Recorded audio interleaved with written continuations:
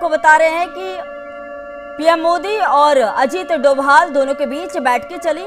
इसके बाद सवा घंटे तक यह बैठक चली। पूरी जानकारी दी गई। पीएम आवास से एनएसए अजीत डोभाल निकल चुके हैं और दोनों के बीच बताई जा रही है कि सवा घंटे तक बैठक चली है। पीएम मोदी को ताजा हालात को लेकर जानकारी दी गई है। जिस तरह के हालात बने हुए हैं, जिस तरह से पाकिस्तान लगातार जो है ड्रोन अटैक कर रहा है जगह जगह, तो देखिए इसी को लेकर जो है पीएम आवास में जो है अजीत डोभाल और पीएम मोदी के बीच बैठक चली। पीएम आवास से एनएसए अजीत डोभाल निकल चुके हैं। दोनों के बीच सवा घंटे तक बैठक चली है।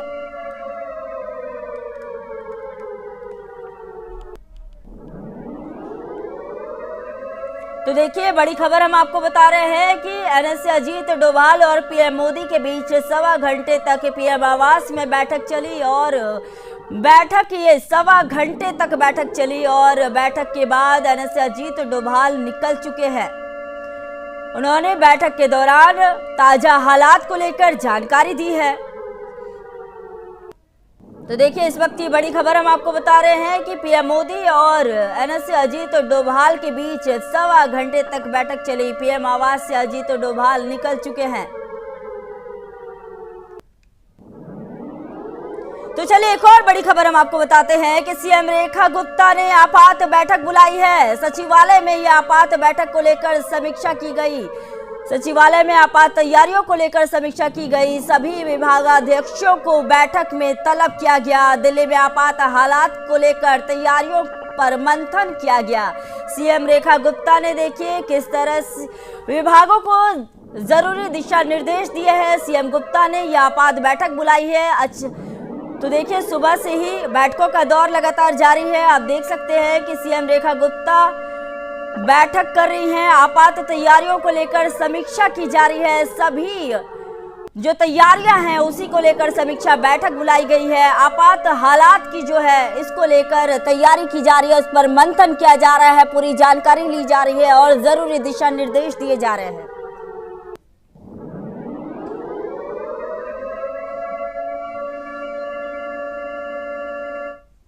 तो देखिए इसी खबर पर और आगे इस मामले को लेकर और आगे जानकारी के लिए रक्षा विशेषज्ञ हमारे साथ जुड़ गए हैं। विनय कुमार जी, आपका बहुत बहुत स्वागत है। तो क्या जिस तरह से हम देख रहे हैं कि हालात बने हुए हैं सीमा पर, जिस तरह से पाकिस्तान लगातार जो है हमले कर रहा है, ड्रोन अटैक कर रहा है और भारत भी लगातार जो है जवाब दे रहा है, तो क्या लगता है इस बार पाकिस्तान जो है कुछ सबक सीखेगा? देखिए ये जो वर्तमान हालात 3 दिन से बने हुए हैं, ये दोनों ही दावे कर रहे हैं कि हम एक दूसरे से लड़ना नहीं चाह रहे हैं। ये हाफ हार्टेड सी एक लड़ाई हो रही है। मेरा ये मानना है कि हम सिर्फ रिएक्ट कर रहे हैं, हम एक्ट नहीं कर रहे हैं। और अन्य सुरक्षा विशेषज्ञों का भी ये विचार है कि अगर लड़ाई होनी है तो फिर भी फुल फ्लेजेड होनी चाहिए। ये वो हमें मारे, वो हम उन्हें मारे, एक शैडो बॉक्सिंग टाइप सा जो चल रहा है, इससे बड़ी अनिश्चितता की स्थिति बनी हुई है। दोनों एक दूसरे को आंक रहे हैं, दोनों एक दूसरे के ठिकानों का पता लगा रहे हैं और दोनों एक दूसरे की अगली चाल का इंतजार कर रहे हैं। मेरा ये मानना है कि अगर गवर्नमेंट ऑफ इंडिया को निर्णय लेना है तो जैसे पाकिस्तान ने कहा we are at war with India, India ने अभी तक नहीं कहा we are at war with Pakistan. India अभी भी, जब पाकिस्तान ने कल सारा दिन शांति बनी रही, रात को पाकिस्तान के 40 से ज्यादा इनके ड्रोन्स इंडिया में आए, उसके बाद इंडिया ने फिर आधी रात को रिएक्ट करना शुरू किया। जी हाँ, लगभग देखिए 26 जगह पर जो है ड्रोन अटैक किए गए। कल रात भर जो है ड्रोन अटैक किए गए और साथ ही देखिए कि जो रिहायशी इलाके हैं, रिहायशी इलाकों में ड्रोन अटैक किए जा रहे हैं, नागरिकों को निशाना बनाया जा रहा है। आप यह भी देखिए कि किस तरह से बच्चों को भी निशाना बनाया जा रहा है और साथ ही देखिए दिल्ली की तरफ भी जो है निशाना बनाने की कोशिश की जा रही थी। तो इसका देखिए आगे और हम अंजाम क्या देखेंगे? आखिर पाकिस्तान जिस तरह से हमला कर रहा है तो भारत देखिए उसका जवाब दे रहा है, तो आगे और क्या कुछ हम देखेंगे? मैं ये देख रहा हूं, हम सिर्फ जवाब ही क्यों दे रहे हैं? वो हमें हमला करते हैं, हम उसका जवाब देते हैं। हम हमला पहले क्यों नहीं करते हैं? वो हम दिन भर कल बैठे रहे, ये जो स्वार्म, जो जिसे हम कहते हैं मधुमक्खी के छत्ते की तरह उन्होंने हमारे ऊपर हमला किया। फिर हमने आधी रात को उनके ऊपर एक्ट किया और उनके जो स्ट्रेटेजिक एसेट्स हैं, उनके जो एयरपोर्ट्स हैं, हमने उनको पूरी तरह से तो बर्बाद नहीं हुआ, लेकिन हमने उनको क्षति पहुंचाई। मेरा ये मानना है कि गवर्नमेंट को ये डिसाइड करना है कि हमने आगे बढ़ना है या यहीं तक रहना है। अभी अभी पाकिस्तान के फॉरेन मिनिस्टर का मैसेज फ्लैश हो रहा है कि अगर इंडिया आगे कार्रवाई ना करे तो हम भी कार्रवाई बंद करने को तैयार हैं। तो अगर दोनों ही बार बार यही, तो इससे क्या होता है, सेनाओं का नैतिक बल गिरता है। आपने उनको डिप्लॉय कर रखा है लेकिन आप उनको इस्तेमाल नहीं कर। कन्वेंशनल वॉर अभी तक शुरू नहीं हुई और शुरू होने की कोई संभावना नजर नहीं आ रही है। जो सैनिक, जो जवान बंकरों में बैठकर इंतजार कर रहा लड़ाई का, वो कब तक इंतजार करेगा? या तो आप लड़ें या आप बात कर लें। आप ना तो लड़ रहे हैं ना ही बात कर रहे हैं। ये जो स्थिति है सैनिक के दृष्टिकोण से अजीब असमंजस की स्थिति है। वो अटैक करता है।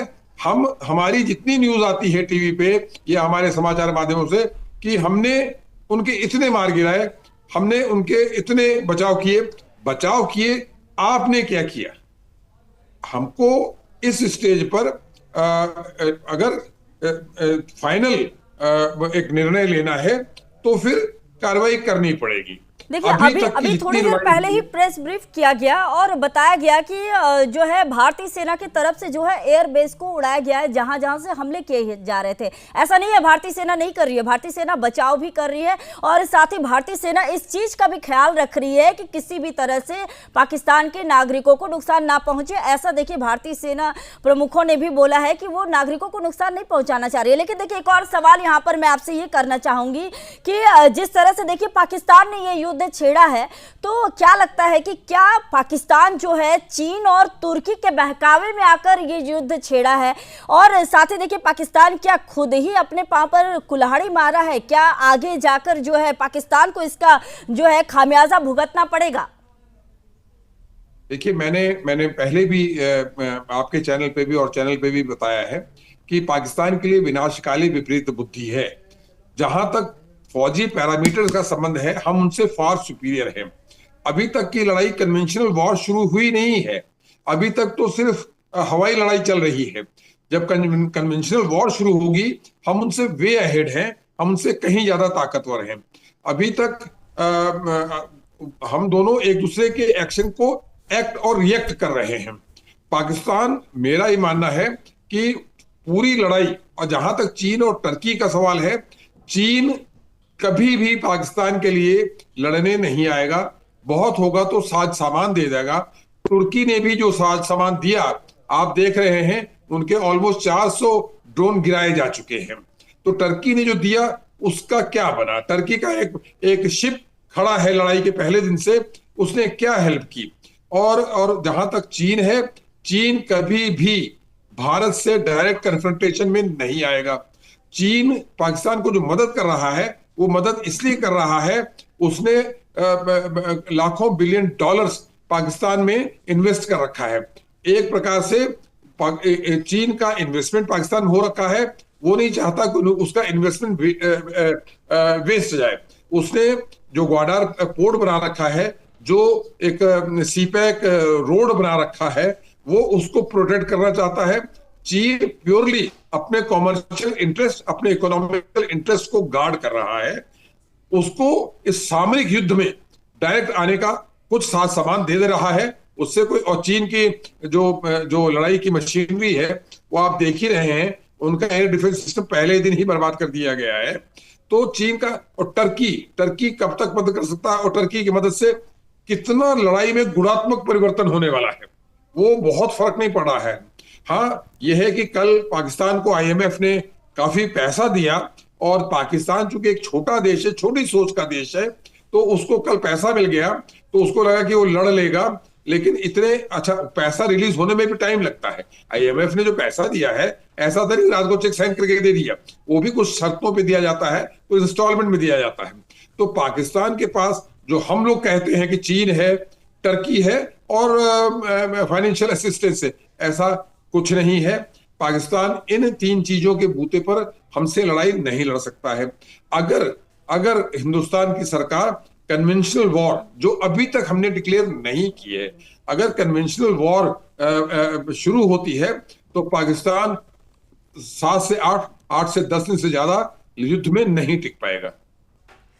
तो देखिए फिलहाल अभी हमारे साथ संवाददाता रोहिल जुड़ चुके हैं जो कि जम्मू में लगातार बने हुए हैं और जम्मू से लगातार हमारे पास अपडेट दे रहे हैं, और साथ ही दिल्ली से संवाददाता मीनाक्षी भी जुड़ी है। सबसे पहले रोहिल मैं आपके पास आना चाहूंगी। रोहिल यह बताइए कि जिस तरह से रात भर गोलीबारी की जा रही है और इसका जवाब जो है भारत भी दे रहा है, तो क्या लगता है कि कितना गंभीर नुकसान जो है पाकिस्तान को हुआ होगा?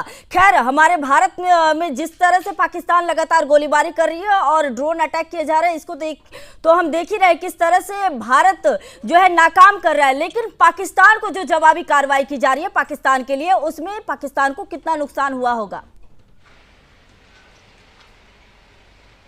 देखिए संगीता, लगातार जो है हम देख रहे हैं कि 2 दिनों से जो ड्रोन के जरिए यहाँ से मिसाइल दागे जा रहे हैं। इस वक्त सुदर्शन न्यूज़ की टीम एक्सक्लूसिवली जम्मू कश्मीर के राजौरी इलाके में मौजूद है। यहाँ पर जो सुबह जो भीषण गोलाबारी यहाँ से पाकिस्तान की तरफ से की गई है, उसमें आप देख सकते हैं, चंदन आपको दिखाएगा कि कितना ज़्यादा नुकसान हुआ है।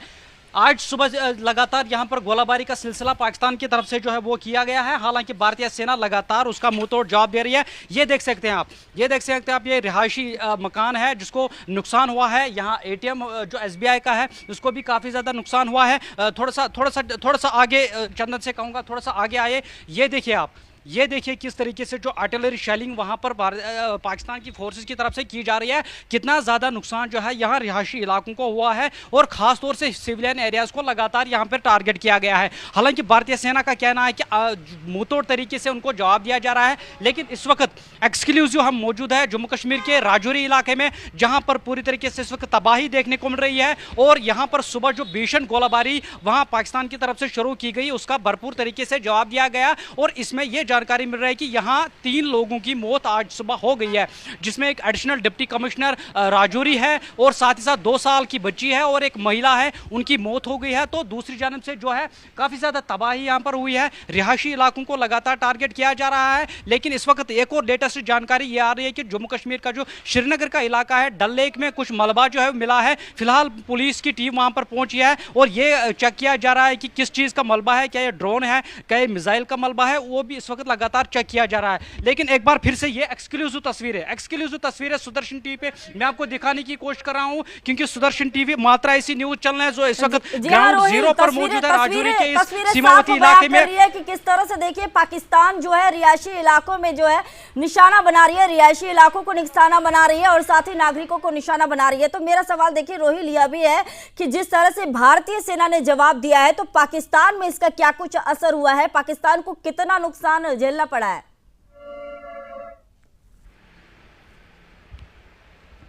रोहिल, आप तक अगर मेरी आवाज आ रही हो तो चलिए फिलहाल रोहिल तक बाद में रोहिल से कनेक्ट करेंगे। बात कर लेते हैं मीनाक्षी से। मीनाक्षी, रात भर हमने देखा कि किस तरह से जो है हमले हो रहे थे लगातार पाकिस्तान की तरफ से। दिल्ली पर भी हमला करने की कोशिश की गई, लेकिन हमारी सेना ने नेस्तनाबूद कर दिया। तो अभी दिल्ली में क्या स्थिति बनी हुई है, क्या हालात है दिल्ली में सुरक्षा को लेकर, बताइए। बिल्कुल, देखिए ये जो समय है संगीता बहुत चुनौतीपूर्ण है, लेकिन हमारी सरकार जो है, भारत सरकार एकदम तैयार है हर चुनौती के लिए। यहाँ पर जो है दिल्ली की जो मुख्यमंत्री रेखा गुप्ता है, उन्होंने स्वास्थ्य मंत्री पंकज सिंह से जो है आपातकालीन स्थितियों की तैयारी के लिए सचिवालय में सभी चिकित्सा अधीक्षकों के साथ जो है वो बैठक की है और इस दौरान जो है सीएम ने अस्पतालों को हर स्थिति का सामना करने के लिए तैयार रहने के निर्देश दिए हैं। साथ ही अस्पताल प्रशासन की सुविधाओं का जायजा भी लिया है और यहाँ पर जो है सीएम ने सरकारी अधिकारियों और कर्मचारियों की छुट्टियां भी रद्द कर दी है, क्योंकि जैसे कि आपने कहा कि कल जो है दिल्ली पर भी हमला करने की कोशिश की गई थी, वो तो हमारी आर्मी ने जो है उस हमले को जो है तुरंत ही उसे जवाब दिया, लेकिन फिर भी जो है यहाँ पर अभी मंत्री वो अलर्ट हो गए अपने अपने मंत्रालय को लेकर। यहाँ पर सभी ने अपनी बैठक की जायजा लिया है कि किसी तरह की अगर ऐसी स्थिति बनती है, कोई भी जो है कमी ना रहे। और यहाँ पे सीएम ने, जो दिल्ली की सीएम है, उन्होंने कहा है कि हमारे सरकारी अस्पताल किसी स्थिति के लिए तैयार है। हमने सभी एमडीओ को जो है वो आमंत्रित कर दिया और अपडेट भी जो है यहाँ पर सीएम ने ले लिया है। और स्टाफ और दवाइयों की किसी भी कमी का अपडेट जो है वो तुरंत सरकार को दिया जाए अगर ऐसी कोई स्थिति होती है। तो यहाँ पर हाई लेवल पर जो है वो बैठक ली गई है। दिल्ली की पूरी स्वास्थ्य व्यवस्था पर आज जो है उन्होंने बैठक की। इसके अलावा जो युद्ध की स्थिति है, हालातों को देखते हुए केंद्रीय स्वास्थ्य मंत्री जेपी नड्डा ने भी स्वास्थ्य विभाग के अधिकारियों के साथ बैठक की है। बैठक के बाद केंद्र सरकार के सभी अस्पतालों और सफदरजंग, एम्स, मौलाना आजाद मेडिकल, जितने भी बड़े बड़े हॉस्पिटल्स हैं, उनके नर्सिंग कर्मचारियों में पैरामेडिकल विभाग की छुट्टियां भी जो है वो तत्काल रद्द कर दी गई है। यही कहा जा रहा है कि केंद्र सरकार के अन्य विभागों के जो अधिकारी हैं उनकी जो है अब उन्हें अलर्ट रहना है। अलर्ट रहने के लिए कह दिया गया है। और अगर बात करें केंद्रीय मंत्री मनोहर लाल खट्टर की, तो ठीक है मीनाक्षी, बहुत बहुत धन्यवाद। आप इसी तरह देखिए खबरों को लेकर बने रहिए, क्या कुछ अपडेट है उसको लेकर बने रहिए, पूरी तरह से अपडेट रहिए। अब मैं आती हूँ विनय जी, आपके पास आती हूँ। मेरा सवाल देखिए अगला यह है कि देखिए हिंदुस्तान कभी नहीं चाहता था कि युद्ध हो, लेकिन पहले हमला पहलगाम पर हुआ। आतंकियों ने सीधे धर्म पूछकर गोली मारी। हमने देखा कि किस तरह से 26 मासूमों की जान गई, जिसका देखिए बदला ऑपरेशन सिंदूर के नाम पर लिया गया और आतंकियों के ठिकानों को नुकसान पहुंचाया गया। लेकिन आप देखिए पाकिस्तान की तरफ से, देखिए पाकिस्तान के जो बड़े बड़े अधिकारी हैं, जो पाकिस्तान के जो सेना प्रमुख हैं, वो उनके जनाजे में जाते हैं, आंसू बहाते हैं और उसके बाद देखिए आंसू तो बहाते हैं और साथ ही देखिए युद्ध छेड़ दी जाती है। अब जो हालात है, जो हम देख रहे हैं कि किस तरह से भारत के जगह जगह किस तरह से ड्रोन अटैक हो रहा है और ड्रोन से हमला किया जा रहा है, मिसाइल से हमला किया जा रहा है, तो पाकिस्तान की जो स्थिति है, पाकिस्तान की जो मनोदशा है वो हम समझ रहे हैं। तो इस पर आपका क्या कुछ कहना है विनय जी? देखिए, मेरा बड़ा सिंपल सा एक सैनिक के नाते मेरा जो दृष्टिकोण है। विनय जी आपका कैमरा ऑफ हो गया है, आप कैमरा अपना ऑन कर ले।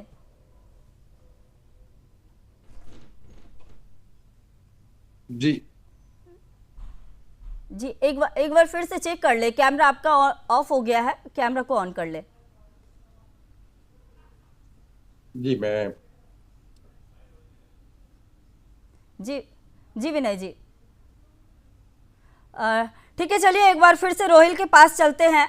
तो रोहिल, क्या आपको मेरी आवाज आ रही है? रोहिल, आपको मेरी आवाज आ रही है? जी रोहिल, ये बताइए कि जिस तरह से पाकिस्तान जो है रिहायशी इलाकों को निशाना बना रहा है, रिहायशी इलाकों में जो है लगातार जो है हमले कर रहे हैं, तो इसके बाद जो है भारत की तरफ से जो जवाब दिया जा रहा है, इस जवाब में पाकिस्तान को कितना नुकसान हुआ है?